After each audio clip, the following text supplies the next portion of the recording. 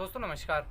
किसी भी इंसान की लाइफ में एक अच्छी पर्सनैलिटी का होना बहुत ज़रूरी होता है। और पर्सनैलिटी की बात करें तो फेस एक इम्पोर्टेंट रोल प्ले करता है। बट काफ़ी सारे बॉयज़ और गर्ल्स चेहरे पे पिंपल्स और दाग धब्बे की समस्या से परेशान रहते हैं। दोस्तों यहाँ तक तो ठीक है, दाग धब्बों तक तो ठीक है, बट लॉन्ग टाइम चल के जब ये पिंपल्स गड्ढे बन जाते हैं तो सालों साल आपकी स्किन से नहीं हटते हैं और आपकी पूरी जवानी को बिगाड़ देते हैं। दोस्तों इसके लिए जो आप बाज़ार से ट्रीटमेंट लेते हैं, क्रीम वगैरह लगाते हैं, ये इसका परमानेंट सॉल्यूशन नहीं है। बिकॉज जो पिंपल्स और दाग धब्बे हैं वो चेहरे पे बाहर से आके नहीं लगे हैं जो आप इसको बाहर से किल करना चाहते हो। अगर आप किसी डॉक्टर के पास जाते हो वो डायरेक्टली आपको इंजेक्शन इंसर्ट नहीं करता है, वो आपकी ब्लड की टेस्ट रिपोर्ट चेक करता है, आपके पीछे की बीमारी को पता करता है, उस अकॉर्डिंग आपको मेडिसिन देता है। तो आपको भी पिंपल्स होने के पीछे के रीज़न को पता करना, फिर उस रीज़न को किल करना है ताकि आपको लाइफ टाइम इस प्रॉब्लम से सॉल्यूशन मिल सके। दोस्तों अगर आप इसका सॉल्यूशन चाहते हो रियल में, वीडियो को पूरा देखें। अगर आप ऐसे ही वीडियो प्ले कर लिया है तो आप ना देखें, यहीं छोड़ के जा सकते हैं। दोस्तों पिंपल्स होने के पीछे का जो रीज़न होता है वो होता है चेहरे के रोम छिद्रों का बंद हो जाना। जो अपने पोर्स हैं ये बंद हो जाते हैं। दोस्तों पोर्स से क्या होता है, जो रोम छिद्र होते हैं ये हमारे शरीर की जो गंदगी होती है नेचुरल ऑयल के साथ हमारे शरीर से बाहर निकलती है। बट जब रोम छिद्र बंद हो जाते हैं तो ये गंदगी बाहर नहीं निकल पाती। और आप देखते हैं कि जैसे ही आप किसी पिंपल्स को फोड़ते हो उसके अंदर वाइट सा प्रोडक्ट निकलता है। तो जो ये पदार्थ होता है ये हमारे शरीर की गंदगी होती है। तो दोस्तों हमें अब आज के वीडियो में हम बात करेंगे कि हम इस रीज़न को कैसे किल करें। दोस्तों पिंपल्स होने के पीछे का तो एक ही रीज़न है कि आपके रोम छिद्रों का बंद हो जाना। पर रोम छिद्रों के बंद होने के पीछे काफ़ी सारे रीज़न होते हैं, जैसे आपकी स्किन का ड्राई या ऑयली होना, सेकंड आपके जो पेट की गड़बड़ी या पाचन सिस्टम का सही नहीं होना, उसके अलावा आपके जो इंटरनल ऑर्गन्स हैं सही तरह से फंक्शन नहीं करते हैं, इस कारण ये समस्या होती है। दोस्तों इसके अलावा जो आपके पिंपल्स होते हैं, आपके ललाट पे जो पिंपल्स हो रहे हैं, चिक्स पे जो हो रहे हैं, नोज़ पे हो रहे हैं, इन पिंपल्स के भी अलग अलग रीज़न होते हैं। जो आपके ललाट पे जो पिंपल्स होते हैं उनके पीछे रीज़न होता है आपके पेट की गड़बड़ी और पाचन की प्रॉब्लम। इसके अलावा आपके नोज़ पे होते हैं वो आपके ब्लड मतलब आपके खून में अशुद्धता के कारण होते हैं। और आपके जो चिक्स होते हैं वो इंटरनल ऑर्गन्स जैसे आपके लंग्स हो गए, लीवर, किडनी, ये प्रॉपर फंक्शन नहीं करते हैं, इस कारण ये प्रॉब्लम्स होती है। तो दोस्तों आज अपन वन बाय वन बात करेंगे। मैं ये नहीं कहूँगा कि आप जो मैं ये 5 योग बता रहा हूँ ये कर लो आपको इनसे निजात मिल जाएगी, नहीं। आपको ओवरऑल लाइफ स्टाइल चेंज करनी है। अगर आपको टोटल आपको इसको सॉल्यूशन चाहिए, आपको खान पान की आदतों में चेंज करना, आपको क्या खाना है क्या नहीं पीना, ये भी हम डिस्कस करेंगे। बिकॉज अगर आपको कंप्लीट सॉल्यूशन चाहिए।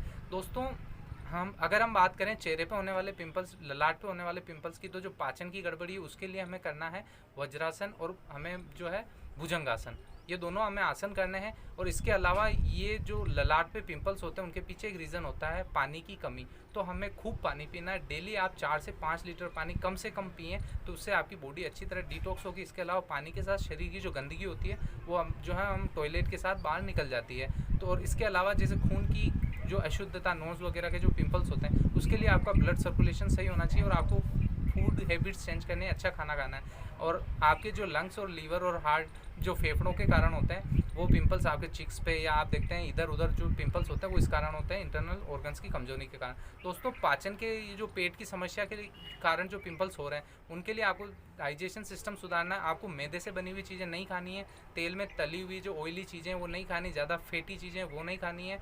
इसके अलावा पानी खूब पीना है। आप अगर लंग्स की प्रॉब्लम है तो स्मोकिंग कम कर दीजिए, या आपको जो लंग्स से रिलेटेड प्राणायाम है वो करना है। तो दोस्तों चलिए शुरू करते हैं कि कौन से प्राणायाम करने हैं। वन बाय वन हम सबसे पहले हम जिस आसन के बारे में बात करेंगे वो है भुजंगासन। और भुजंगासन करने के लिए आपको सिंपल एक दरी बिछानी है और उस पर आपको चेस्ट के बल लेट जाना है। मैं आपको एक बार करके दिखा देता हूँ, उसके बाद हम इसके बेनिफिट के बारे में डिस्कस करेंगे। तो दोस्तों एक दरी बिछा के आपको कुछ इस तरह लेट जाना है। आपको अपने जो दोनों हाथ चेस्ट के दोनों तरफ रखने हैं और आपको आगे से अपनी बॉडी को लिफ्ट करना है इनहेल करते हुए। आपको कुछ देर इस पोजीशन पे रुकना है, जितनी देर आप रुक सके, 30 सेकंड 35 सेकंड, उसके बाद आप उन्हें जो है बैक पोजीशन पे हो सकते हैं। एक्सेल करते हुए, श्वास छोड़ते हुए आपको बैक पोजीशन पे हो जाना है। दोस्तों सेकंड जो अब हम बात करेंगे इसके बेनिफिट के बारे में। दोस्तों भुजंगासन से आप जैसे ही करोगे आप ऑब्जर्व करोगे कि आपके जो पेट की मसल्स है वो स्ट्रेच हो रही है। तो आपके जो इंटरनल ऑर्गन्स है लाइक छोटी आंत, बड़ी आंत, पेनक्रियाज, ये अच्छी तरह से फंक्शन करती है। तो इससे आपको पेट से रिलेटेड जितनी भी प्रॉब्लम्स है वो नहीं होगी, आपका डाइजेशन अच्छा होगा। इससे आपकी जो बॉडी की गंदगी है वो पूरी तरह डिटॉक्स हो जाएगी, पूरी तरह निकल जाएगी। और दोस्तों जो सेकेंड आसन है उसके बारे में जो है वो है सर्वांगासन। दोस्तों नाम से ही क्लियर है, सर्व अंग आसन। पहले मैं आपको करके दिखा देता हूँ कि ये किस प्रकार किया जाता है। दोस्तों सर्वांगासन करने के लिए आपको जो है कमर के बल लेटना है और उसके बाद आपको अपनी बॉडी को उठानी होती है। आप जो है अपने हिप्स के यहाँ से बॉडी को उठाएं। आप अपने हाथों से सपोर्ट दे सकते हैं।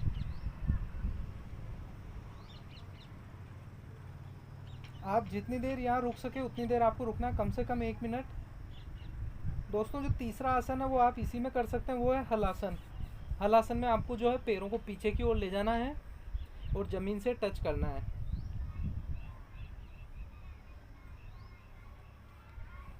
हथेलियाँ दोनों ज़मीन पे टिका सकते हैं आप और वापस आपको बैक हो जाना है। दोस्तों ये दोनों आसन आप जितनी देर कर सकते हो उतनी देर आप कीजिएगा। इनमें सबसे बड़ा बेनिफिट ये है कि दोस्तों इसमें आप ऑब्जर्व करोगे कि जो आपका ब्लड फ्लो है वो आपके चेहरे की तरफ होता है, पूरा आपके जो चेहरे को पूरी तरह अच्छी तरह से ब्लड सप्लाई होता है। दोस्तों इनमें आपके जो है दिमाग में और आपके चेहरे की तरफ अच्छी तरह ब्लड सप्लाई होता है, तो आपके जो है खून की अशुद्धता वाली जो प्रॉब्लम है वो फिनिश हो जाती है। तो आपके जो चेहरे में ब्लड की अशुद्धता के कारण जो पिंपल्स होते हैं वो होना बंद हो जाएंगे। दोस्तों जो चौथा आसन है वो है वज्रासन। वज्रासन करने के लिए आपको सिंपल सा कुछ इस तरह आपको पैरों को फोल्ड करके बैठ जाना है। दोस्तों ये एकमात्र आसन है जो खाना खाने के बाद किया जाता है। और दोस्तों वज्रासन में आपके पीछे, इसके पीछे का रीज़न मैं आपको क्लियर कर देता हूँ। आप जैसे पैर फोल्ड करोगे, आप 5 से 10 मिनट करोगे, आपके नीचे का पोर्शन शून्य हो जाता है। तो दोस्तों इसके पीछे रीज़न होता है नीचे का ब्लड सप्लाई बंद हो जाता है। और दोस्तों जैसे आप खाना खाते हैं, आपके जो नॉर्मल आपके ऊपर का ब्लड उसे खाने को पचाता है, बट जैसे आप इस पोजीशन में बैठोगे आपके नीचे वाला पार्ट भी ब्लड को पचाने में लग जाता है। और अच्छी तरह से जब ज़्यादा खून आपके ब्लड को पचाता है तो उस खून से ज़्यादा अच्छी चीज़ें जो है ऑब्जर्व करता है अपने अंदर। तो दोस्तों इस प्रकार से आपके जो पाचन से रिलेटेड या आपके डाइजेशन से रिलेटेड जो प्रॉब्लम है वो एक प्रॉब्लम इस आसन से कम्प्लीटली फिनिश हो जाती है। तो ये एकमात्र आसन है जो खाना खाने के बाद किया जाता है, ये आपको ध्यान रखना है। दोस्तों जो लास्ट है प्राणायाम है वो है कपालभाति। कपालभाति करने के लिए आपको एक सिंपल से आसन में बैठ जाना है। आप पद्मासन, सुखासन, जो भी आसन आपको उचित लगे उस आसन में आप बैठ जाइए। और दोस्तों इसके बाद आपको क्या करना है, रीढ़ की हड्डी को स्ट्रेट रखना है। आपको श्वास को एक्सेल करना है, आपको पेट जो है अंदर से श्वास को फेंकनी है। दोस्तों इस आसन को आप चाहे 5 से 10 मिनट जितनी देर आप कंटिन्यू करें उतना आपके लिए बेनिफिट है। और इससे क्या होता है, आपके पूरी बॉडी में कम्प्लीटली आप लंग्स जो इनर जो सिस्टम है उनमें अच्छी तरह ऑक्सीजन सप्लाई होती है। तो ऑक्सीजन सप्लाई अगर अच्छी होती है तो दोस्तों ऑक्सीजन बहुत ही इंपॉर्टेंट पार्ट होता है। तो इससे आपके सारी बॉडी अच्छी तरह फंक्शन करती है। तो दोस्तों आपको मैं एक बार करके दिखा देता हूँ।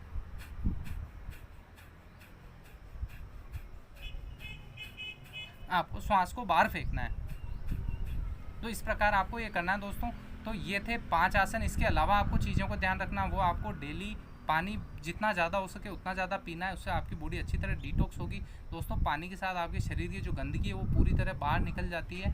आपको जो खाने की हैबिट्स है वो चेंज करनी है। मैदे से बनी हुई चीज़ें नहीं खानी, बिकॉज अपना शरीर डाइजेस्ट नहीं कर पाता। तली भुनी जो चीज़ें हैं तेल में तली हुई वो नहीं खानी है। आपको अपनी डाइट में शामिल करना वो है फल फ्रूट और हरी सब्जियाँ।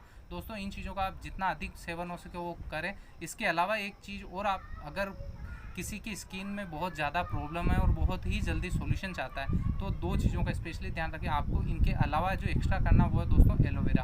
आपको एलोवेरा का जूस भी पीना है और एलोवेरा आपको स्किन पे लगाना है। अगर किसी की कोई एलोवेरा का रिजल्ट देखना चाहता है तो किसी के अगर चेहरे पे पिंपल्स हो रहा है उस जगह आप एलोवेरा का 2 दिन तक लगातार रात को सोते समय जेल लगा लीजिए, वो पिंपल्स तीसरे दिन कम्प्लीटली फिनिश हो जाएगा। तो दोस्तों आपको एलोवेरा जूस के रूप में भी लेना है और चेहरे पे भी लगाना है। तो दोस्तों आज की वीडियो में हमने बात की कि किस प्रकार हम हमारे चेहरे पे ग्लो ला सकते हैं। नेक्स्ट वीडियो में हम बात करेंगे कि कैसे हम ओबेसिटी या मोटापे को कम कर सकते हैं। आई होप आपको ये वीडियो पसंद आया होगा। दोस्तों लाइक करना ना भूलें। अगर आपको कोई चीज़ समझ नहीं आ रही हो, कुछ जानना चाहते हो तो मुझे कमेंट बॉक्स में मेंशन करें। और चैनल पे पहली बार आए हैं तो चैनल सब्सक्राइब करें। मिलते हैं नेक्स्ट वीडियो में, तब तक के लिए अपना ख्याल रखिएगा। शुक्रिया।